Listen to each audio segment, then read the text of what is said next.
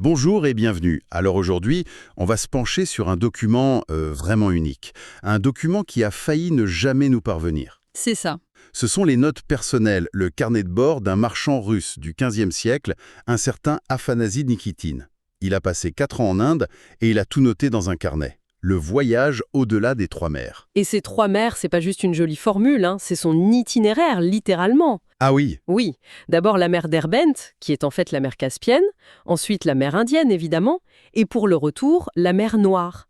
Un périple monumental pour l'époque. ce qui est fou, c'est que ce n'est pas un rapport officiel. Nikitine, c'est un simple marchand de Tver, une ville au nord de Moscou. Exactement. C'est pas un diplomate, c'est pas un explorateur. Et ces notes, on les a retrouvées après sa mort, alors qu'il était presque rentré chez lui. C'est un témoignage brut, intime. Tout à fait. Et c'est là, je crois, toute notre mission aujourd'hui. On va suivre ce voyage. Pas seulement le parcours géographique, mais surtout le voyage intérieur de cet homme. Son voyage culturel, spirituel. Voilà. C'est une chance unique de voir l'Inde du XVe siècle à travers les yeux d'un homme qui est complètement dépassé par ce qu'il vit. Il est pris entre plusieurs mondes. Alors allons-y, le départ. Au début, tout semble se passer comme prévu pour un marchand de cette époque, non? Oui, au début, tout va bien. Il part de sa ville, Tver, il descend le grand fleuve, la Volga, avec ses marchandises. Pour être plus en sécurité, il attend de rejoindre le convoi d'un ambassadeur tatar, Hassan Bek. Le plan a l'air solide. Catastrophe. Que se passe-t-il? Alors qu'ils approchent d'Astrakhan, ils tombent dans un piège. Des Tatars viennent les voir et leur donnent une fausse info. Un classique. Ils leur disent qu'un sultan les attend plus loin pour les protéger. Et en réalité, c'est une embuscade. Exactement.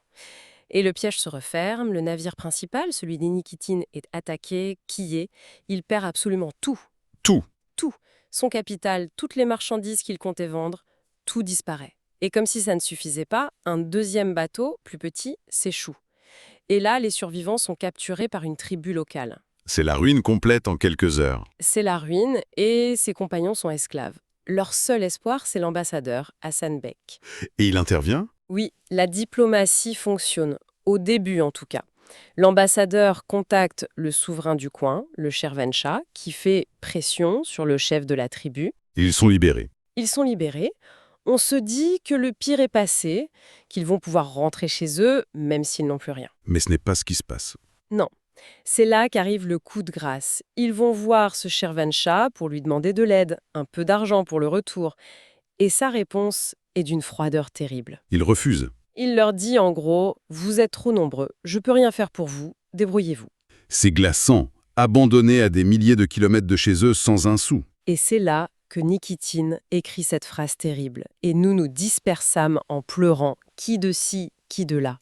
L'expédition est finie, le groupe explose. Et c'est à ce moment-là que son voyage personnel commence vraiment. C'est le point de bascule. Certains restent pour travailler, d'autres, il écrit, partent là où leurs yeux les mènent. Son voyage n'est plus guidé par le commerce puisqu'il n'a plus rien, il est guidé par la survie.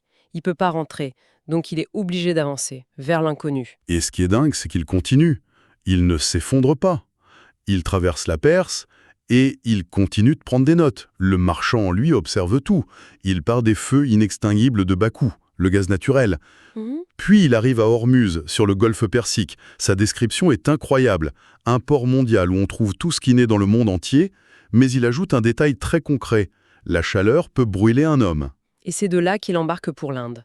Et à son arrivée, c'est un choc culturel, mais d'une violence. Ah oui, qu'est-ce qu'il frappe? La première chose, c'est l'apparence des gens. La phrase est brute. Il écrit « Les hommes et les femmes sont tous nus et tout noirs ». C'est très direct. On sent le choc, peut-être un peu le jugement de son époque, non? Bien sûr, il regarde avec ses yeux du XVe siècle. Il est déconcerté. Mais ce qui est remarquable, c'est qu'il ne s'arrête pas là. Il observe. Il détaille la coiffure en une seule tresse, le ventre proéminent. Il s'étonne de la natalité. Les enfants naissent chaque année et ils sont nombreux.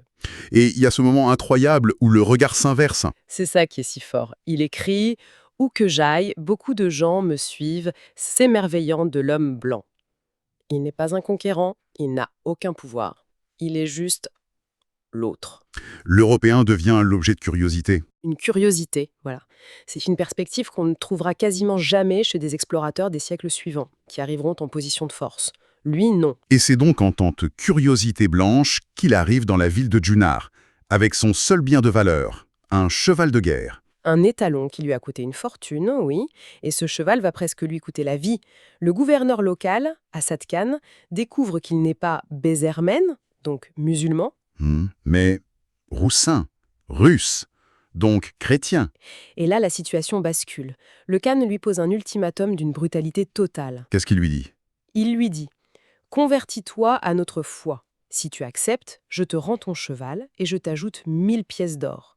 Si tu refuses, je prends le cheval et je prendrai aussi 1000 pièces d'or sur ta tête. » La conversion ou la mort? C'est ça que ça veut dire. C'est exactement ça. Et il lui donne 4 jours pour se décider. 4 jours, on imagine l'angoisse. L'enjeu, c'est plus le commerce ou la survie. C'est son identité, son âme. Le salut vient, comme il l'écrit, d'un miracle. Un fonctionnaire du Khan, un certain Mohamed, prend sa défense et intercède pour lui.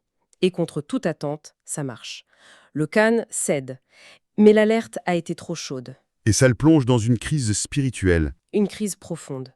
Il se rend compte de son isolement. Il écrit qu'il a perdu tous ses livres de prière sur la Volga. Il n'a plus de calendrier, plus de repères. Il ne sait plus quand célébrer Pâques ou Noël. Voilà. Il n'arrive plus à suivre les jours de jeûne. Il y a cette phrase qui revient tout le temps, « J'ai erré loin du droit chemin ».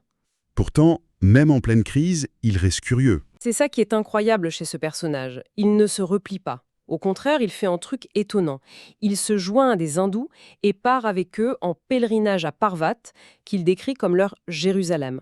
Et là encore, ces descriptions sont d'une précision folle. Il parle du temple principal, la butte Cana, et pour donner une échelle, il dit qu'il est grand comme la moitié de Tuer, sa ville. Il essaie de rendre ça concret. Toujours. Et il est fasciné par les sculptures. Il détaille avec une rigueur presque scientifique les avatars d'une divinité qu'il appelle But. Une statue en homme, une avec une trompe d'éléphant, une autre avec un visage de singe. Il essaie de comprendre en fait. Il essaie de comprendre. L'idole principale le marque.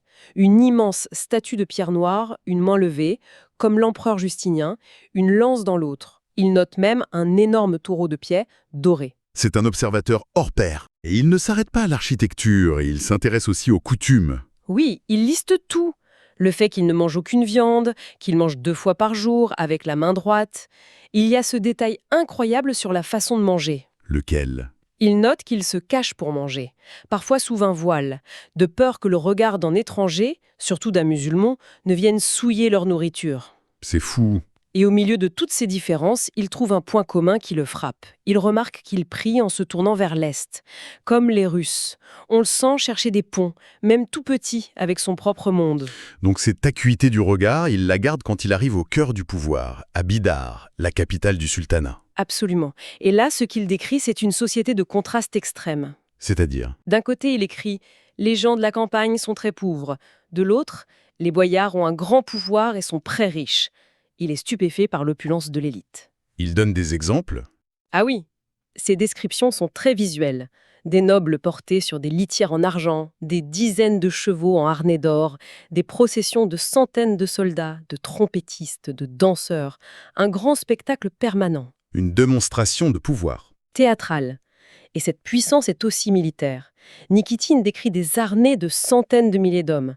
Mais ce qui le fascine et le terrifie à la fois, ce sont les éléphants de guerre. Ah, les éléphants de guerre. Ça devait être quelque chose. On dirait de la fantaisie. Il parle d'éléphants couverts d'armure en acier, avec des épées immenses attachées à leur défense, et sur leur dos, des tours avec une douzaine d'hommes en armure, avec des canons, des flèches. Une forteresse mobile.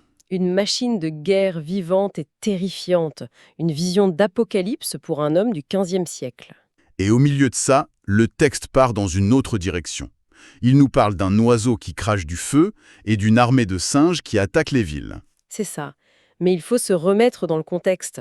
Pour lui, un éléphant blindé avec une tour sur le dos est sans doute tout aussi fantastique qu'un oiseau cracheur de feu. Il note ce qu'il voit et ce qu'on lui raconte avec la même stupeur. La frontière entre le réel et le merveilleux est floue. Exactement. Et c'est ce qui rend son témoignage si authentique. Il ne filtre rien. Après 4 ans de ce grand écart, il décide de rentrer. Oui, la fatigue est palpable. Il y a une raison matérielle évidente. Il écrit « Vivre en Hindustan, c'est tout dépenser ». Il est à sec. Et la raison spirituelle, j'imagine? C'est la plus profonde. L'isolement est devenu insupportable.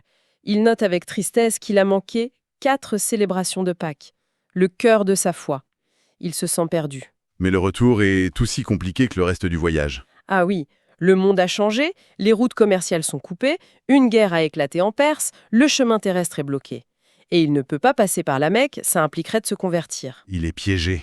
Il est pris au piège géopolitique. Il finit par trouver un bateau pour retourner à Ormuz.